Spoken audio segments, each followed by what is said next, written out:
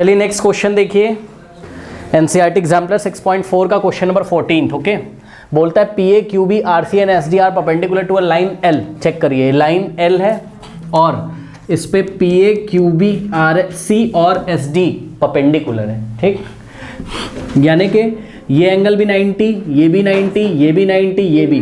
तो अगर ये परपेंडिकुलर है तो ये आपस में क्या होंगे? पैरेलल, ठीक। तो दिस इंप्लाइज की, चेक करिएगा जरा, PA is parallel to what?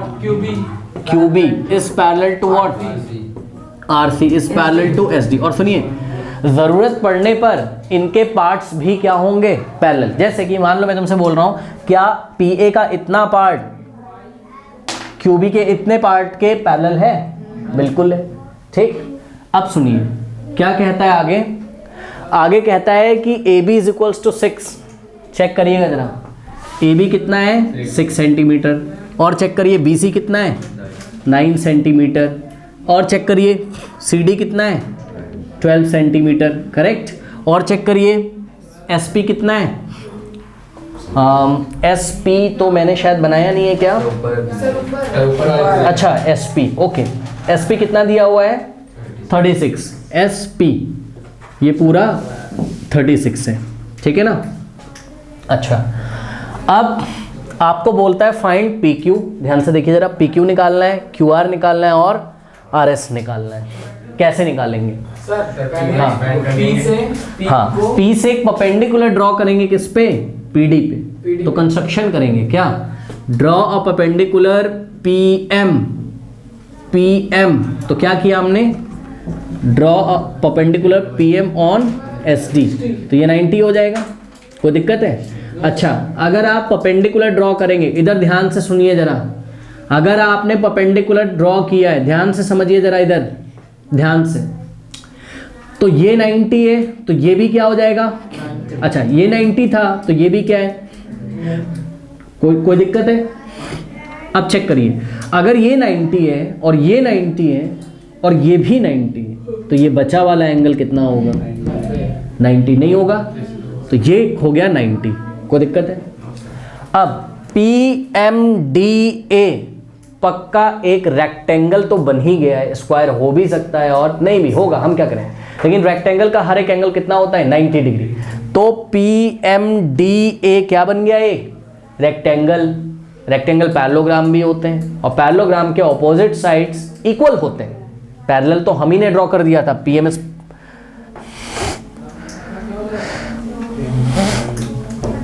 Okay, चलो अगर ऐसा नहीं तो बड़ा सिंपल हो गया, ये हर एक एंगल 90 आ गया। तो PMDA क्या है? एक रेक्टेंगल। और रेक्टेंगल क्या होता है? पैरेललोग्राम होता है और पैरेललोग्राम का वो साइड इक्वल भी होते हैं और पैरेलल भी। यानी कि इस तरीके से आपको PM पैरेलल क्या मिल गया? AD। तो आपको क्या मिल गया बताइए? PM पैरेलल AD मिल गया।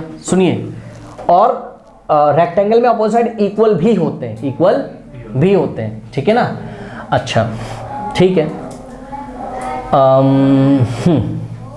और ध्यान से सुनिए मेरी बात। चलो, यानी कि PM का लेंथ अगर मेरे को जरूरत पड़ी तो कितना होगा? 6 + 9 + 12। अगर जरूरत पड़ी तो अब चेक करिए जरा, P इसका कुछ नाम रख दें, N इसका कुछ नाम रख दें, L। चेक करिए PNB, ये B है ना, PNBA भी क्या है? एक रेक्टेंगल। क्यों भाई? ये 90, ये 90, ये 90, तो बचा हुआ क्या? 90। तो ये भी अगर एक रेक्टेंगल है तो रेक्टेंगल के ऑपोजिट साइड्स इक्वल होते हैं। तो PN किसके इक्वल हो जाएगा? AB के। यानी कि PN भी कितना हो गया? 6। सिमिलरली चेक करिएगा जरा, ये 90 है, ये इधर 90 था तो ये भी 90 है, और ये 90 था तो लीनियर पेयर से ये 90 है, तो बचा हुआ भी क्या होगा? 90, क्योंकि कोऑर्डिनेटर के चारों एंगल्स का सम कितना होता है? 360। ओके, अब ये भी एक रेक्टेंगल बन गया, ऑपोजिट साइड्स क्या होंगे? इक्वल। तो अगर ये 9 है तो ये भी कितना होगा? N से लेके L तक कितना होगा? 9। और LM भी कितना होगा इसी तरीके से? 12। कोई दिक्कत है? कोई दिक्कत है बताइए।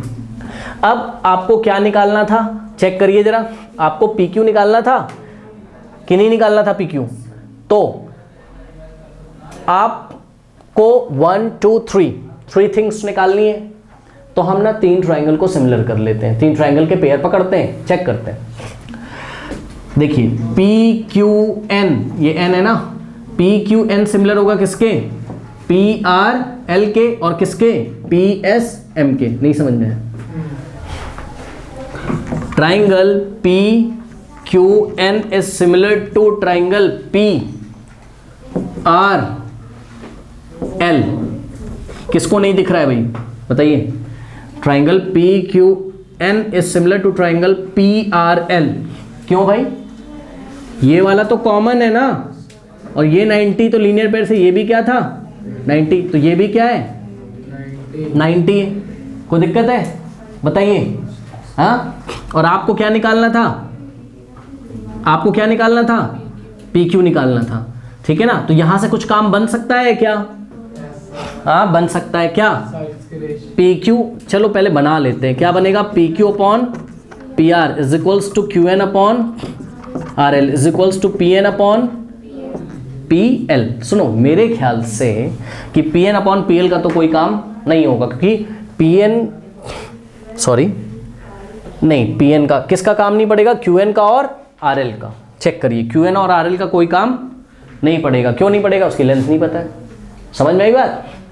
तो किस क्या क्या ले लिया हमने यहाँ से? P Q upon P R is equals to what? P N upon P L. ठीक है, लेंथ किसका निकालना था? पी क्यू का। चेक करो जरा, क्या आपको पी आर पता है क्या? चेक करिए जरा, क्या आपको पी आर पता है? नहीं पता है? ओके, छोड़ दीजिए, कोई बात नहीं, देखते हैं क्या होता है। P N upon P L, हाँ P N upon P L तो पता ही है आपको। चेक करिए, पी एन कितना है 6, और पी एल कितना हो जाएगा? पी एन तो 6 था ना, पी एल कितना हो जाएगा? 9 + 6 15।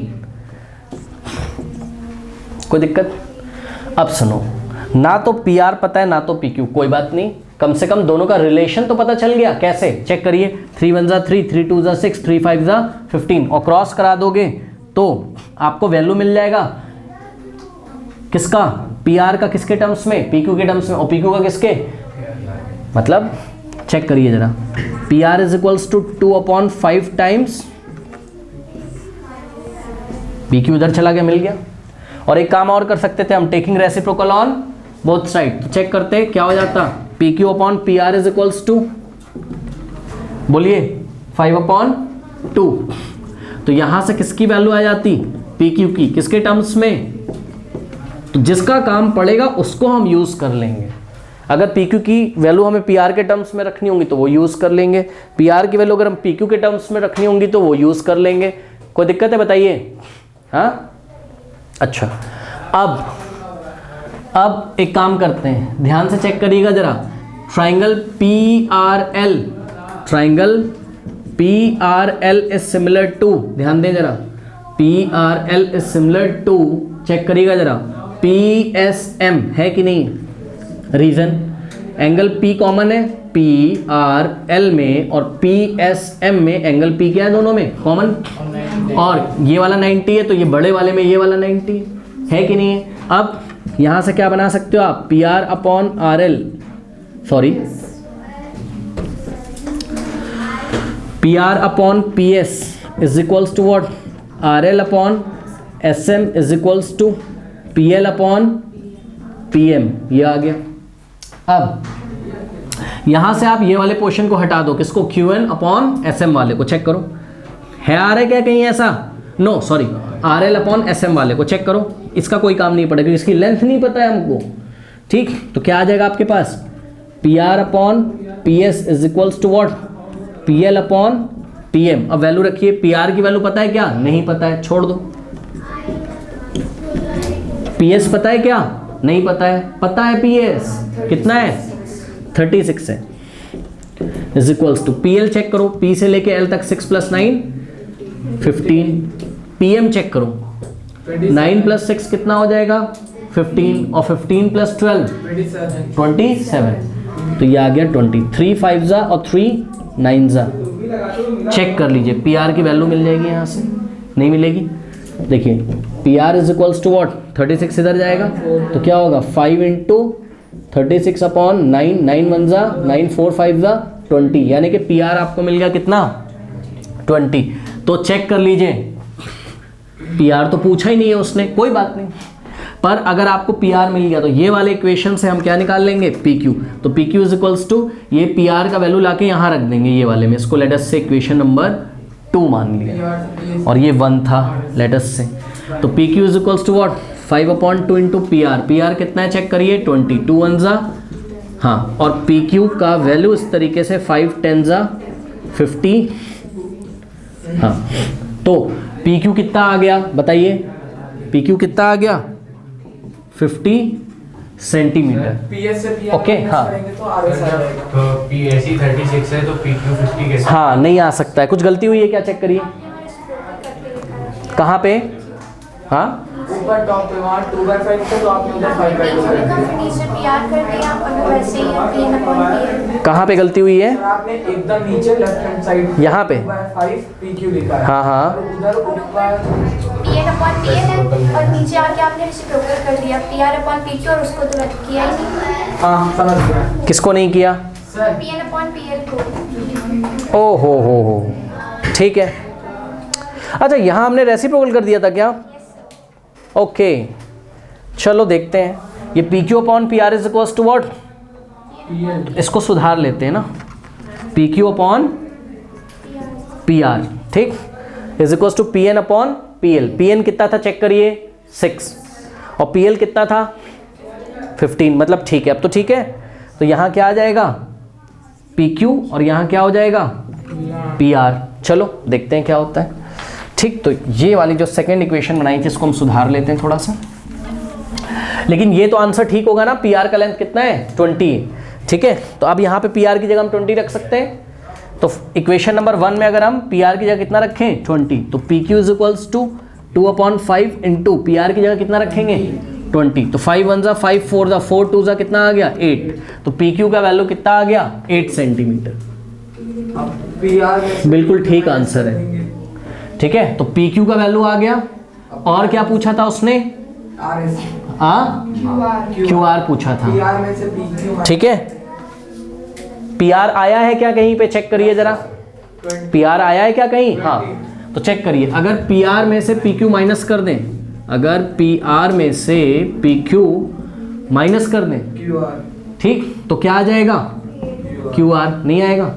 चेक करिए, पी आर कितना आया था 20 माइनस पी क्यू कितना आया है 8, तो क्यू आर कितना आ जाएगा 20 माइनस 8, यानी कि Q R is equals to 12 centimetre. तो क्यू आर कितना आ गया 12 सेंटीमीटर, ठीक।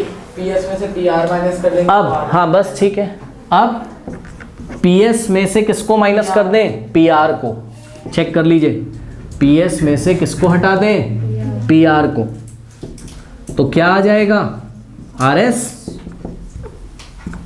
पी एस कितना आया था चेक करिए, 36 दिया हुआ है, -20 पी आर कितना आया है 20 is equals to R S. तो आर एस कितना आ जाएगा 36 माइनस 20 यानी कि 16, क्या सेंटीमीटर। तीनों आंसर आ गए और बिल्कुल करेक्ट आंसर है, कर लीजिए।